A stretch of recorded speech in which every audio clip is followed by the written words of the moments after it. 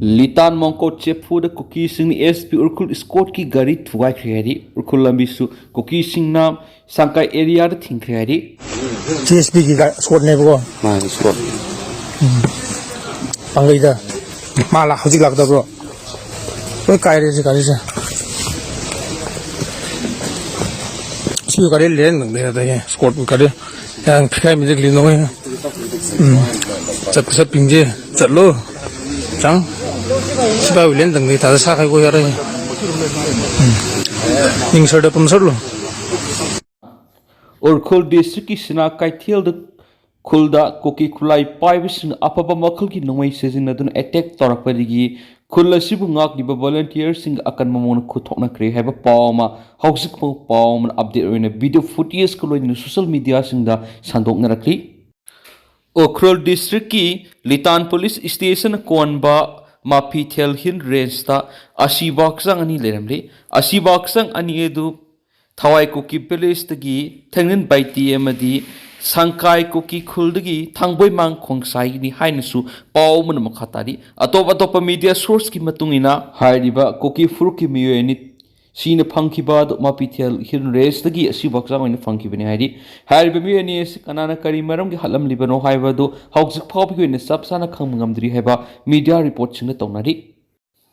Manipur Laminari ba Equi Punama Kangluki Akuba miyeng thadok na duna apun ba Manipur ama ekhoi Manipuri ngaktani haba wakalona sina mang tharabada tungkoi na santi leiba Manipur ama purapung ngamgan haba wafam CM gi haukiba numita thokiba thaudok lebak thibani amasum phajilamba sing thadorakle laikhidaba ani ki matangda thijindana ba NI de sinnaragani loinana S Gracia laingak piragani haba chief minister gi wafam Iran gi supreme leader Mozart ba Khamenei asu apan nangdi haina president gi masanu pana phongdokri Iran gi supreme leader oina khankraba Mostab Khamenei asu apan amati yaudna leidi haina leiba dugi president Masud Pezeshkian gi masanu pa Yosef Pezeshkian phongdokri Israel amas United States ki force na landa khibda asu apan yauki haina report tawnarakrabasu Mozart ba Khamenei gi phibam ningthi jana masum asu engam amati yaudna leidi haina Yosef Pezeshkian na phongdokibani Yosef na phongdokiba warolamada US amasum Israel gi landada nauna supreme leader oina khallaba Mozart ba Khamenei aso apanangki haina takhi Mozart ba Khamenei nakshin natinaba marup sing hanglubada mahaki phibam asoiba mata yauduna leidi heba khangki haina su Yosef na phongdoki Iran state television na mamangda Mozart ba Khamenei Ramzan gi senglaba tha manungda Israel amasum US gi force ni ihan hana landarakibada aso apanangki haina phongdorakraba sumaki asokpagi matangda mariksuma paudi phongdoknarakhidabane spali Iran gi thazaba yaba pausing na phongdorakpada laiba dugi Islamic Revolutionary Guard Corps IRGC na Mozart ba Khamenei bu laiba dugi anawu supreme leader khanabagi akanba ithil pirakhibani amasum maki thausil thorang kyan yeknaba kya taraina thengnaba ngamgani habisi IRGC gi lengdraba firemni hadi US amasum Israel na mamang thagi kungani pan ahan boina landabada leikidraba hanagi supreme leader Ayatollah Ali Khamenei gi muchinbada matik saraba miyesi Mozart ba Khamenei na oigani haina IRGC na phongdokhibaga loinana maki lising makhada laiba adugi lanmi sing na yeknaba sing thengnabada asabu ithilama pigani su haikena su paus da makhatana su phongdorakli hena pali amaromdana Thailand gi cargo ship ama Strait of Hormuz da landarakri India gi Gujarat tamna lakpa Thailand gi phiral khetpa cargo ship ama Strait of Hormuz phawduna satlingai da kadondagi no khangdaba projectile na landarakri amasum hairiba landarakhiba crew member kundi asu engam amata yauduna kanmangam hore amasum ahumna vessel manungda lehori haina Bangkok Post report torokre nasu paumuna makhatana su phongdokli haina makhatana su palakli Pass check नहीं है हमारा पास क्यों check post I don't want this है I don't want this है sir call करो I will speak on him please remove this check post before we come and throw away this order okay please remove this check post before we come please remove knee here. तुम्हारे पास firing. Kuki versus army. Kaitel Palace Authority ki maikei ki public safety ki matangda order ama thurali civilian singna Lapland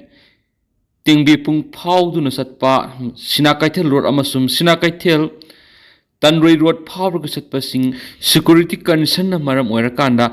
notice thoktriba phau makhatana athingba thamle habu wapam asini kanagumana hariba sida thawoidana satpa taragadi maduda tholakpa ang risks oigane bu wapam yauna phong dokhi Haukiba tang tara thawing lising aniga kunga tarukta security forcing na miyoy uhum sakpi karong police station Sandel district ki manung sana leiba PBCP saluktagi miyoy uhum gi resident Tenopal district ki oiba thongmin thang se kuntraga mari more 1 number 2 nangbai haukip sai nifu gani pan khongam phai masum cs nemnai ki mate sai nifu taruk konom phai ri hariba miyoy singa si fawangam kre hariba miyoy singa sidigi 58 soft cases brown sugar mobile phone ahum ecoben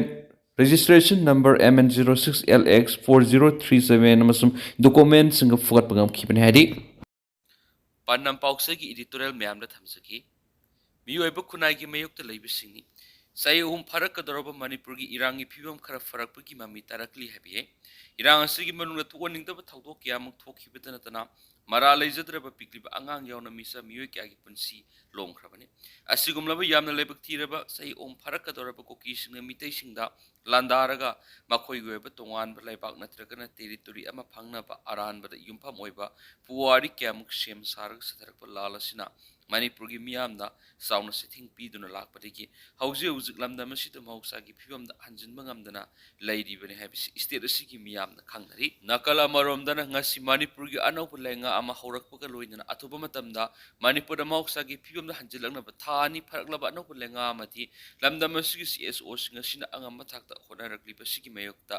leiba Kuki gi lanai lup sing khara thulakpa gi mami tarakliba asimakti terrorist ki wakhalon chen mamiyoy singda poning thogat pa amadi oiroidaba manglana maral leijadaba awaba taraba koki frup singda namfuda thaja laga awaba gi matakti hen awaba pinabo honabani habada hamamba tholoi khali maramdi hauji ki Meetei amari Kuki IDP singna wari basi Kuki lamen tuen basingna khangsinadana namfu afu tawduna leiri habiyai nakala maramdana amuk haukiba Manipur gi CM oiramba nongthomba berian lusingba lenga ki matam haibadi kumjai lising ani ka kunguhum dugi me uhum digi matungda matam dugi lenga ki assembly miphamda Kuki MLA minister amata saruk ya khidabadu hanaki anoba lenga ki CM oiriba YK san gi matam dadi virtual oina assembly miphamna saruk ya ba horakpa asima state asida thenglabs thengna matam sanglabas umhausa gi phiyomda hanjilakpa yabagi mami tarakli haina lamda misigi miyamna khanaba horakli Asigumlaba Manipur gi hausuk oirakliba phiba masida state asida laiminariba tongan furuk khanglu kayama lamda masida atuba matamda ingta papurakpa oirasanu haina state asigi makai kya digi ngangnarakliba sigi mayokta laiba Kuki gi lukhrana Kuki MLA minister singna assembly miphamda saruk yabagi damak maram sadaba maral kyamuk pirakliba makhoi asi miyoibu khunai gi wakhalon chenaba saramsat ki wakhalon chenba sing habada langadaba mandi khalli maramdi masagi asoibe sing kyam khangsinadana aran puari iraga lamda masida ningsingba thoktraba matamdagi leraklaba yellow fruit singi puari pu yumpham yaudaba semjen sasinba puari isilaga mara leijadaba khangjadaba miyoi sing kya bulan thaja laga oiroidaba manglan gi demand Manipur gi makhoi goyaba tongan lengak natragana territory ama Tokhain launaba honabigi lalongda maram chadana makhatana namdamasida irang sagana bu honaba maramna Kuki gi lukra miyoibu khunai gi miyokta leibe singni habeda laloi khali maramisna Manipur mausa gi phiyomda hanjilakna bu honaribe singa sigi mayokta leibe singa sibu unlawful activities sing oina laukthokuna log wangmada wangang mamadi lobo mukuta paibe sing oibigi damak maral gi matuina logi serak piduna yadi haba mga sigi Manipur lengana khangan bigi matam oide happy hai